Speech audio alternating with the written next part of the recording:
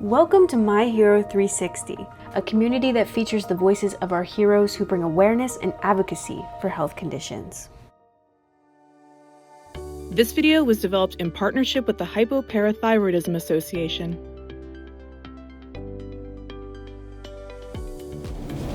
We're here today for an exciting conversation with the leadership team from the HypoPARAthryoidism Association.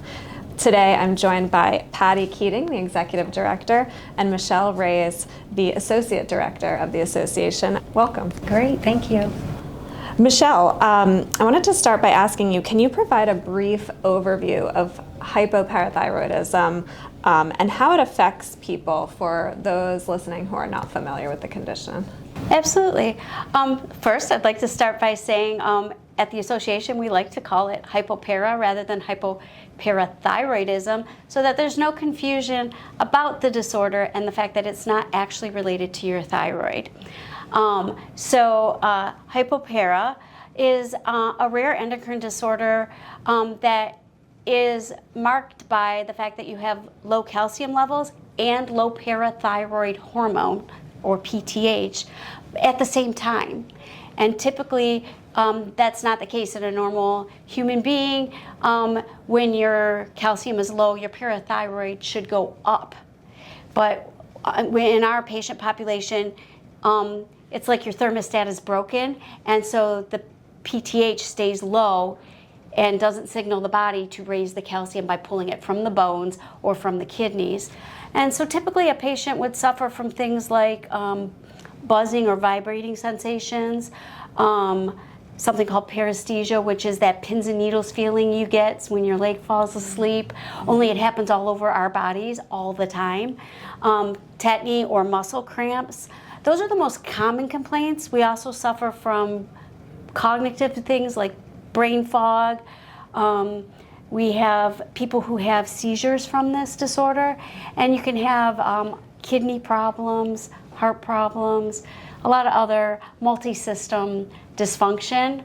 But the most common things you'll hear people complain about are the muscle cramps and the buzzing. Mm-hmm. And the brain fog. And the brain fog. Yeah. Yes. And I should mention, you both, in addition to working for the association, you both live with hypoparathyroidism. Yes. So you're bringing a personal kind of touch to the work you're doing Yes. with the organization. So Patty, I want to ask you about the association. So can you talk about the mission and goals?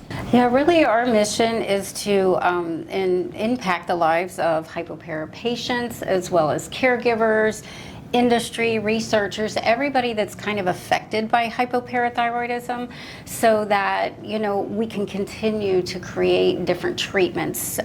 Conventional therapy has been around for years, but we also know that a lot of our patients don't always feel fantastic on the conventional therapy. It's not working for them. So these new treatments are so important. So we do everything that we can to be able to help with research, help with different advocacy things that we can do to really talk about it being a rare disease and how we need more attention paid to it. Mm-hmm. Attention from like research and clinicians, and then as well as people who are living with it. Absolutely, and investors, quite honestly, because we need people to really be able to influx into the disease so that we can create these treatments and care for patients living with this for generations to come. Mm-hmm. Yeah, it's a lifelong chronic thing. Absolutely, it doesn't. Once you've got it, you've got it.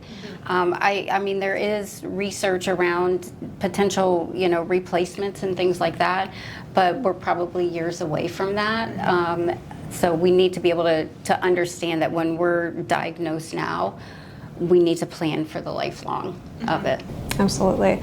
And so in order for you both and the association to make these impacts and achieve these goals, financial contributions help. You accept donations. So what what do these financial contributions allow you to do, and what are some things you're working on? Yeah, over the last couple of years, we've really been able to ramp that piece up.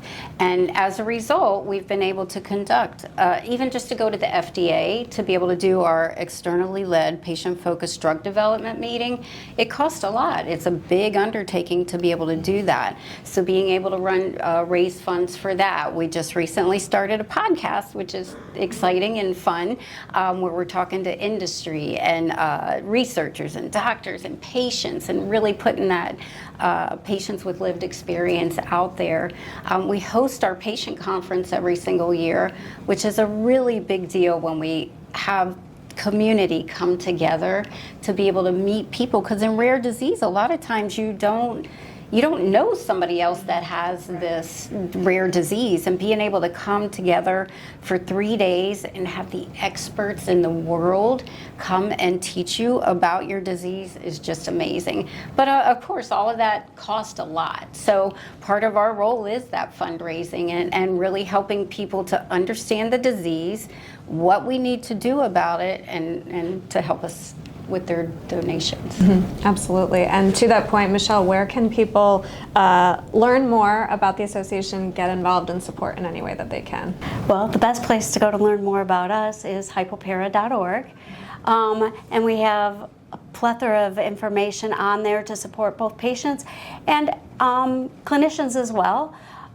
We really want to highlight the fact that we have a robust YouTube channel of videos that are meant not only for patients to learn more about their disease, but there's a lot of doctors out there who maybe got one paragraph in medical school about this disease, because chances are they were never going to see it in their lifetime. But if they so happen to get that one patient, we need them to know that we're here to support them as well.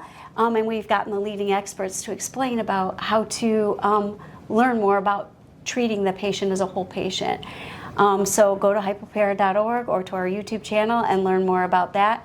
We also have on our website places where patients can sign up to volunteer, whether that be to volunteer to speak on panels. We keep a list of patients when a pharma or somebody reaches out and says, we need a patient that meets these specific qualifications to do a little video for us or to sit on an advisory board. And they can also reach out to ask us questions or to help locate a doctor.